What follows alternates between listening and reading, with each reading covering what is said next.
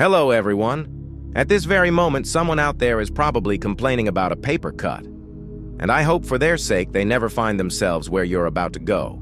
Because today, you, yes you, are about to be chosen for one of the most honorable careers in Ming Dynasty China, court eunuch. Sounds elegant, right? Silk robes, whispering halls, tea with emperors, just wait. So before you get comfortable, take a moment to like the video and subscribe, but only if you genuinely enjoy what I do here. And don't forget to drop your city and century in the comments. I'm curious where and when you're watching from. Now pay attention. Maybe close the door to reduce noise and let's start this journey together. The hunger hits first. You're 11, maybe 12. No one's quite sure anymore. Your village is wilted from drought. Your father's hands tremble from begging, and your mother's eyes say goodbye long before her lips do. They tell you it's an opportunity, that palace work is honorable, that many boys do it, but you've heard the whispers, the stories that grown-ups cut short when children walk in. Still, what can you do? Refuse and starve? You're sold, or offered, depending on who's rewriting the family shame. Taken to the capital, pass through shadowy corridors of middlemen who smile too much. They ask if you're afraid. You lie. You're shaking so hard your teeth clack. Then comes the room. Stone floor, a basin, a cloth gag. There is no doctor, no ceremony. Just a blade that's seen too much. Some wine if you're lucky. If you're unlucky, you're still conscious. Someone holds you down. The screaming is yours. Historians still argue whether families truly understood what this process involved. Some believe they were misled. Others think the money erased guilt.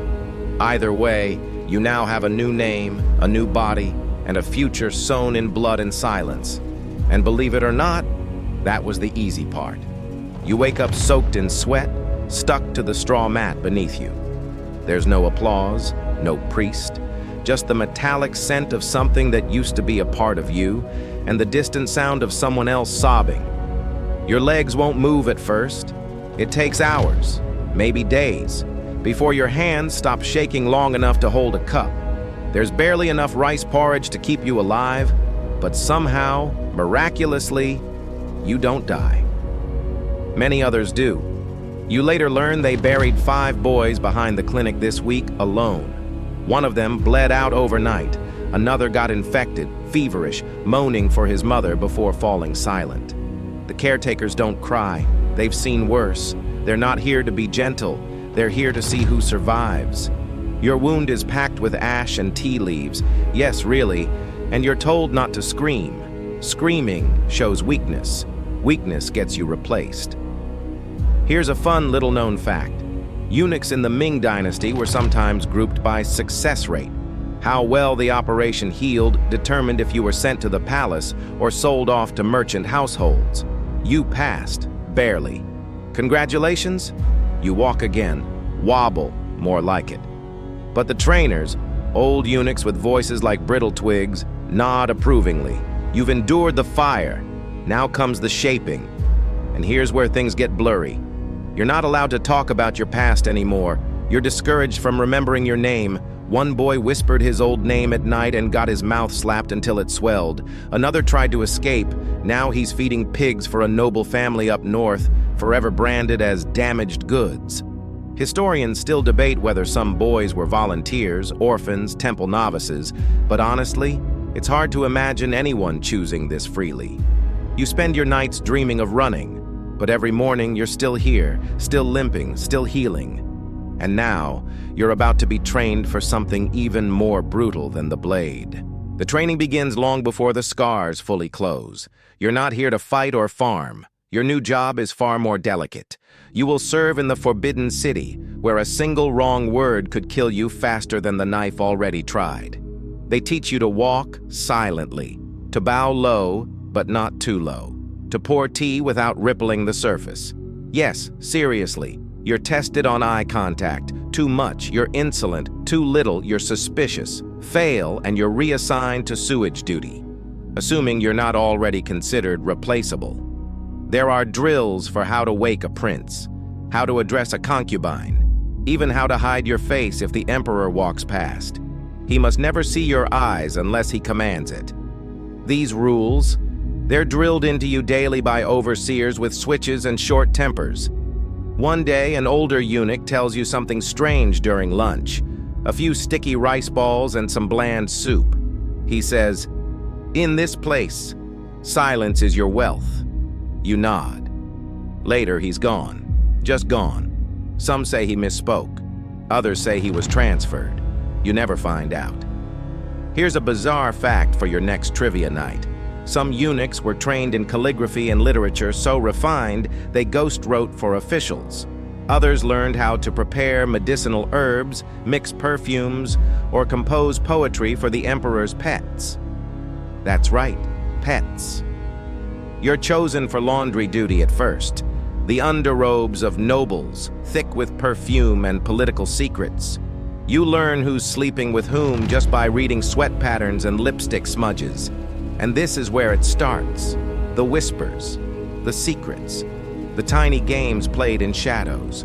Because while the emperor rules with divine right, it's often the eunuchs who pull the strings behind the curtain. Historians still debate how much real power these early Ming eunuchs held.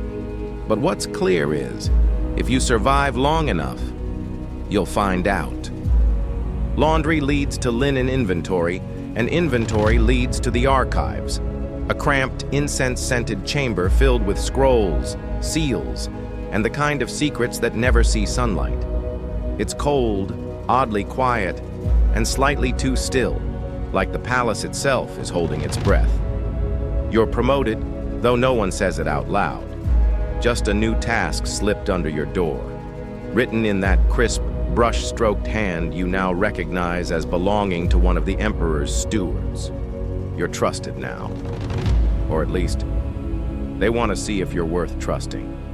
You're told to organize travel records for a royal envoy.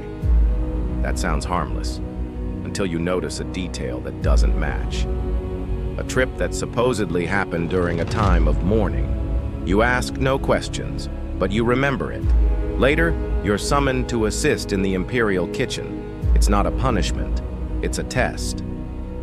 In the Ming Dynasty, some eunuchs ran the palace kitchens like culinary warlords, controlling what the emperor ate, when, and even who tasted it first. Your job?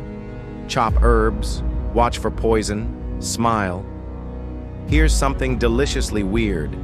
In the mid-1400s, a eunuch named Wang Jin had such control over the food supply that he practically starved out rival officials by accidentally misallocating rice. That's right. Food became a weapon, and kitchens became thrones of their own. You notice now how nothing in the palace is just what it seems. A casual word is code. A nod is a transaction. A missed meal could mean someone's plotting your fall, or their own. Historians still argue whether eunuchs were mere pawns or secret masterminds behind palace factions. But from where you're standing, folding steamed dumplings under a painting of the Empress, it sure feels like you're balancing on a knife's edge. Your hands no longer shake. Your eyes stay low. And still, you never forget that one day soon, you might be called into the Emperor's inner circle, or his dungeon. You're finally summoned to the outer court, gold-tiled roofs, echoing stone, and eyes. So many eyes. You're carrying documents, but really, you're carrying possibility. Every step feels like a lie you haven't told yet. The Emperor is nowhere near, of course. He rarely appears in person. But his eunuchs? They're everywhere, walking softly, speaking in riddles, and all of them watching you now. A senior eunuch named Gao sidles up beside you. He's small, ageless, and smells faintly of cloves. He doesn't greet you. Instead, he murmurs, "Repeat after me. The Emperor's silence is our clearest command." You say it, like a prayer. From that moment on, you're swept into a world of inner palace administration. You process petitions. You review tribute inventories. You sit in quiet rooms while trembling envoys leave jade carvings, peacock feathers, and exotic beasts. Once, you help record the arrival of a giraffe. Yes, a giraffe sent from East Africa as a diplomatic gift. The animal is paraded through the capital, hailed as a killin, an omen of divine rule. You just try not to laugh as it drools on imperial tile. But strange things keep happening. One day you're told to remove all references to a certain noble from the archives. His name erased, his portrait burned, no explanation. The next morning, his sister becomes a new consort. Just like that. Historians still argue whether this particular manipulation was the work of the eunuchs or a jealous concubine, but you're beginning to understand. Power here isn't worn like a crown. It whispers. It edits. You're rewarded with silk robes now, with plum-colored edging, and a new room. Not large, but warm and free of rats. That's a promotion. But with it comes responsibility. Because now you're expected to speak on behalf of others. You're no longer invisible.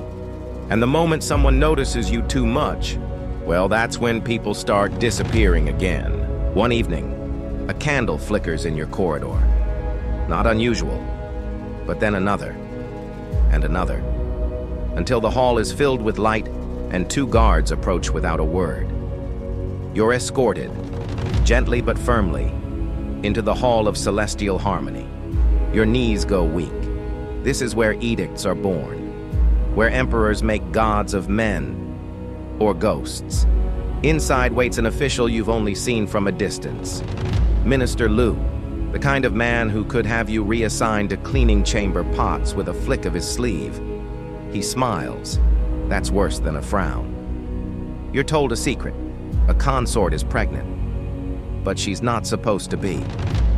The emperor ordered abstinence for a year following an imperial funeral, yet here we are. Minister Lu suspects foul play, poison, seduction, divine intervention. No one knows. Your job? Find out quietly. Historians still debate if this specific scandal, around 1464, depending on how you count pregnancies and protocol, was real or just court gossip spun into legend. But records hint that someone in the eunuch bureau mysteriously vanished around this time. You remember Gao's lesson? Silence is a command. You begin investigating, but nothing is simple here. The midwife is already gone, reassigned to border duty, which is just a creative way of saying exiled. The servant who cleaned the consort's quarters refuses to speak. So, you do what clever eunuchs do best. You write a poem. Yes, really. A veiled one, about moons rising early and lotus buds blooming off-season. You send it to the Empress's chief handmaiden. She'll know what it means. It works.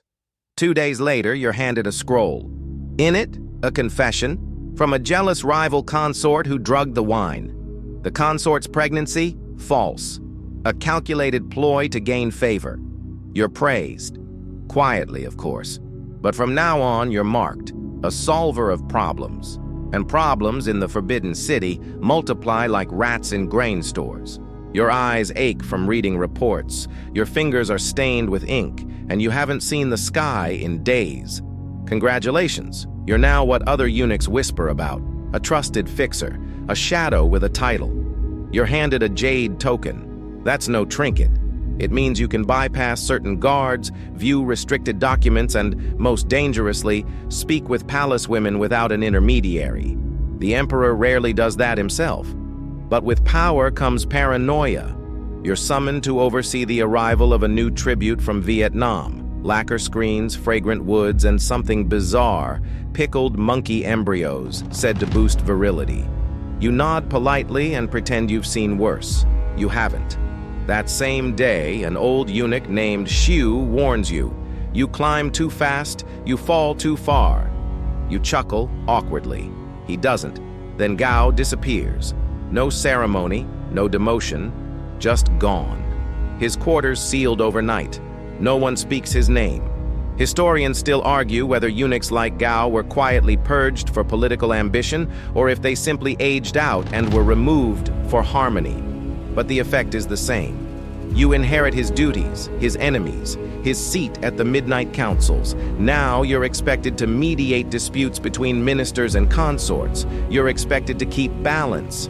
You're expected to know things, like who's stealing silver from temple restorations, or why the emperor is suddenly obsessed with imported Persian clocks. One night you overhear two guards whispering about the ghost in Pavilion 7. It's a rumor, sure, but a day later you're asked to burn an entire set of records from that pavilion. Something about an illegitimate heir. You don't ask questions. You burn the papers, and you notice the ash smells like jasmine ink. Everything you do now is delicate, like walking on rice paper with wet feet. And you've begun to dream of doors with no handles. The dreams get worse. One night it's the sound of knives scraping porcelain. Another, it's Gao whispering your name from behind the moon gate. You stop sleeping fully, just little naps between crises. Today it's not ghosts, it's math. The grain reserves don't add up. You've been asked to audit the palace food logs, something normally beneath you. But someone suspects something, and you're the quiet blade. Turns out the palace baker's assistant has been over-reporting flour deliveries by several sacks per month, not for money, not even for trade. He's been feeding starving kids outside the southern wall. You hesitate. If you report him, he's done. But if you don't, and someone else finds out, you're done. You walk to the Temple of Ancestors, kneel and pray, not to a god, but to Gao, just in case he's listening. That evening, you create a fake report. It attributes the missing grain to rat infiltration. You include a memo suggesting a small pay increase for the baker's assistant to encourage greater vigilance. The Empress reads it, approves it. Historians love this part of eunuch history. It's one of the few well-documented examples of a palace official creating a benevolent cover-up. The assistant went on to become chief kitchen master. You never spoke of it again. Meanwhile, whispers grow louder. Korea has sent envoys, and the emperor's favorite concubine wants a tattoo. That last bit seems irrelevant until you're summoned to watch it happen. On her inner thigh. No, you don't understand why. She just stares at you as the ink bleeds in. Her eyes say something like, "We all wear our stories." That night, you write a coded entry in your hidden journal. Today, the ink stared back. Outside, summer lightning dances behind the palace roofs, but no thunder ever comes. You're not sleeping. Not really. Not after the tattoo. Not after the dreams. This morning, a sealed bamboo tube arrives at your door. No name, just the imperial seal. Inside, a request from the emperor himself, delivered through the Grand Chamberlain. You are to arrange a private audience between His Majesty and a Tibetan oracle visiting from the northwest border. No records, no witnesses, and no one is supposed to know he's here. You arrange the meeting, carefully. Only 3 lamps lit, no paper. The oracle wears human bone jewelry. Real bones, probably. You're not sure if it's more disturbing that he chants in tongues, or that the emperor seems to understand. Historians still debate whether this particular emperor truly relied on mystics, or whether these sessions were elaborate theater, perhaps to unsettle rivals. What's known is this: decisions followed, drastic ones, like yours. The day after the oracle leaves, you're promoted again. The title is meaningless, but the access isn't. Now you're told things before they happen, like which generals will be reassigned, or which ministers are being fed false intelligence. You're part of the machinery, humming behind silk walls. But there's a cost. You're ordered to arrange a banquet for the Korean envoys, with poisoned wine for one of them. No explanation. You nod. You plan. You send a young eunuch to deliver the wine. And then, at the last moment, you switch the goblet. Not to save the man, just to delay the outcome. But someone notices. You're summoned in the middle of the night. The emperor is not angry. He's amused. He calls it a clever rearrangement. Then he says, "You are too smart to live long. Let's see if you're smart enough to live wisely. Then he sends you away. That's it. You walk out. But your heart doesn't leave the room. You stop dreaming. That's the first sign something has changed. No more knives, no gow, no tattooed skin whispering in moonlight. Just silence, inside and out. The palace moves differently now, slower. You know too much. You can't go back to being just another eunuch, whatever that ever meant. You've become a mirror, reflecting power without owning any. Your daily tasks? Fewer now, but more dangerous. One day, you're correcting scrolls. The next, you're sent to escort a former official into retirement. Retirement, in this case, means exile to a mountain monastery with suspiciously steep cliffs. Historians document a sharp increase in eunuch influence during this period, especially under Emperor Xuande. Some say the eunuchs were the shadow rulers.